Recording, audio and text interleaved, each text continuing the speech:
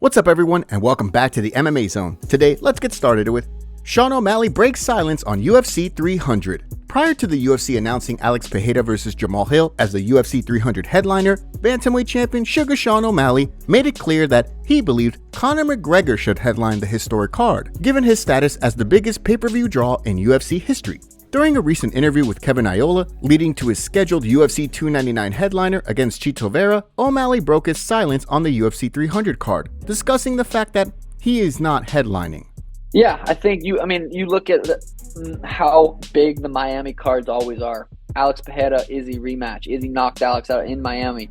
They always go hard in Miami. They always have massive events in Miami. So I actually feel honored to be able to headline UFC 299. UFC 300 would have been, cool. I did think that was a Conor spot. But I was never talked about. I think UFC Miami was kind of always on UFC's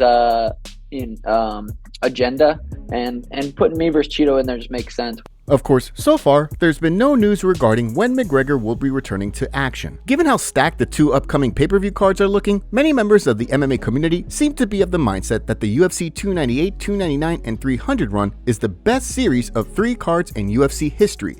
Next up, let's take a look at Kamaru Usman calls out Khamzat Chimaev. Kamaru Usman finds himself in an interesting place following his short notice loss to Khamzat Chimaev. While the performance was an impressive one, the loss made it 3 straight for the former pound-for-pound kingpin, leaving many fans to wonder just what the future may hold. While Paulo Costa has pursued a fight with Usman, the former champ's manager, Ali Abdelaziz, has indicated that it's a rematch with Khamzat Chimaev that Kamaru Usman is after. During an interview with MMA Junkie, he opened up on the possibility of running things back with Chimaev, depending on how things play out in the 185-pound title picture.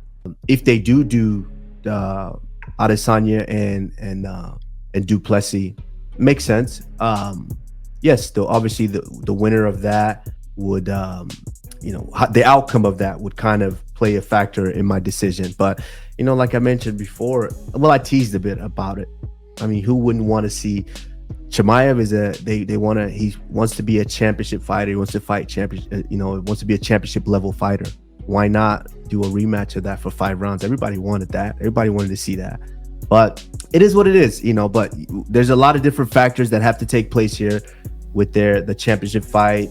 Although Usman didn't specify when he would like to return to action, Ali Abdelaziz, his manager, indicated previously that the former champ was targeting a return in August or September. The big question is whether that timeline will coincide with Chimaev's next fight. Next up, let's take a look at Daniel Cormier and Nate Diaz go back and forth. While Nate Diaz is expected to box Jorge Masvidal next, he recently teased a return to the octagon after the announcement that UFC 306 in September would be taking place at the Las Vegas Sphere. As Daniel Cormier indicated in a video for his YouTube channel, he isn't too keen on seeing Diaz return to the octagon to headline the UFC 306 card. While he stated that he has no problems with Diaz being on the card, to headline at this stage of Diaz's career isn't something the former 2-division champ is interested in. Those comments, as DC expected, didn't sit well with the Stockton superstar, who posted a clip of Cormier crying on social media in response, taking a shot at the former champ. Since then, Cormier has fired back in another video, taking aim at Diaz's last tweet. I'm a lot of things, guys, but one thing I'm not is nobody. I'm not a. So my question is this: when did it become okay for men to start calling each other out their name like that? When did that become okay? I don't disrespect nobody in my assessments of them. I try my best to be as fair as I can. I don't quite understand, as I got to slide to the right, why people think it's okay to attack you in that way, especially calling you outside your name like that. That's not cool, man. You don't get to just talk to people any way you want.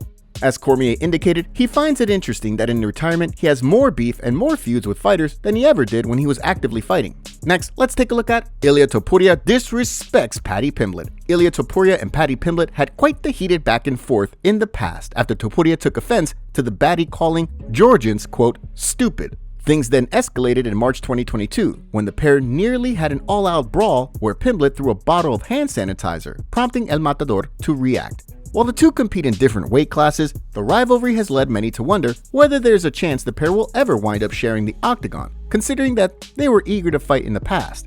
During a recent interview with the Spanish-speaking outlet El Partidazo de Cope, as part of his championship tour, Topuria took aim at the baddie once again.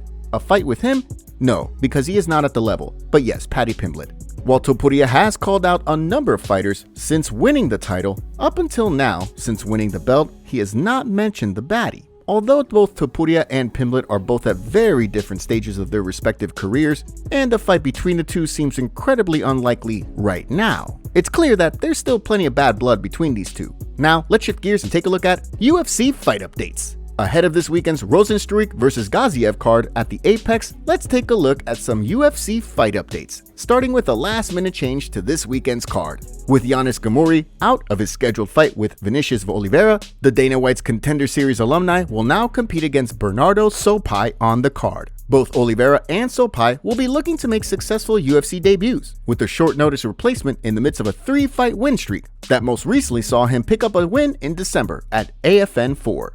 In addition, reports have also indicated that Ultimate Fighter veteran Court McGee will be fighting Alex Morono at UFC Vegas 90 on April 6th. The bout will see McGee look to snap a 2-fight skid that most recently saw him finished by Matt Brown in May, while Morono looks to bounce back from a loss to Joaquin Buckley in October. Last but certainly not least in the way of UFC fight updates, reports have indicated that a bout between Ivana Petrovic and Liang Na will take place at the UFC Vegas 91 card on April 27th. The bout will see Petrovic look to bounce back from a loss to Luana Carolina in her UFC debut last year, while her opponent will be looking to snap a 3-fight skid that has seen her go winless since joining the UFC back in 2021. Next, let's take a look at Sean Strickland roasts former UFC fighter. UFC veteran Brendan Schaub recently made headlines after sharing a clip of himself flipping his truck. The clip was quick to circulate the MMA community, with many wondering what transpired that caused the wreck. From the sounds of things, while off-roading, the former heavyweight attempted to do a donut, causing the truck to roll over. While he posted a tweet with the video saying, "The only question after flipping your truck is, but did you have fun though?" Former middleweight champ Sean Strickland wasn't amused. In a response, Strickland fired back at Big Brown, writing, "Y'all, did you see Brendan Schaub flip his truck? The panic in that man's eyes, LMAO. I've handled motorcycle wrecks going 80 better than you handled a roll in a truck, LMAO. Maybe you should come hang out with me. I'll help you not be a..."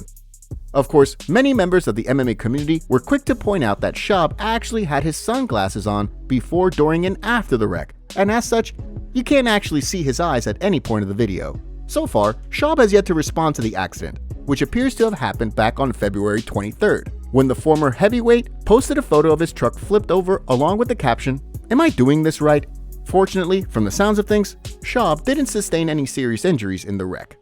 Next, let's take a look at Alexander Volkanovski breaks silence on UFC loss. After Alexander Volkanovski's shocking loss to Ilia Topuria, the former featherweight champion indicated he wants to run things back in an attempt to reclaim his title. Of course, after being knocked out in back-to-back fights, many expressed a desire to see the former pound-for-pound kingpin take some time off.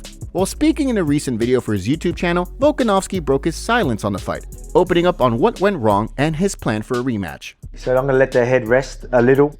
Obviously, I'm not going to do that because of my head. You want to take that serious, but my next fight will definitely 100% be the rematch. Mark my words, I am getting that belt back. I'm going to do everything in my power." Obviously, as Volkanovski indicated, although he was confident heading into the fight, returning from his knockout loss to Islam Makhachev could have played a part in how things played out against Topuria, given that the former champ wants to make sure that he has plenty of time to recover this time around, even if it means letting the champ defend the belt in the meantime. Dustin Poirier reveals sad news, saying that this fight with Benoit Saint-Denis could be his last fight in the UFC.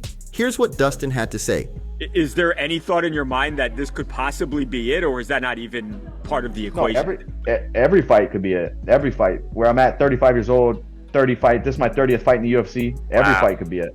Khabib breaks silence on a UFC 300 fight that he doesn't want to see happen. Here's what Khabib had to say. All respect for Max Holloway, but I don't know and I don't understand why UFC make this fight. Justin Gaethje versus Max Holloway. It don't make sense. It's my opinion. My opinion, Holloway is supposed to fight with Topuria next, maybe September. Justin Gaethje is supposed to fight with Islam, May, June. And Tsarukian versus Oliveira, they fight April. Okay. Yeah, UFC. April, who win, and May, June, who win versus Islam versus Justin Gaethje. Gaethje, they supposed to fight end of the year in Abu Dhabi. This is, I think, more makes sense. Now, Topuria, he will fight with who? If Holloway lose, he will fight with Movsar maybe? Movsar is the best option, but I don't know. It's like if Dana White will give him. But my opinion, he deserves this. And most like I don't understand. No makes sense why they don't give Islam Justin Gaethje. Why they make him fight versus Holloway? I don't understand what UFC have planned. But Islam ready to fight with anybody. Make sure to leave a comment and you might get featured in our next video. Thanks for watching. If you enjoyed, make sure to subscribe and turn on notifications to never miss any MMA news. Check out our video from yesterday if you missed it. See you tomorrow.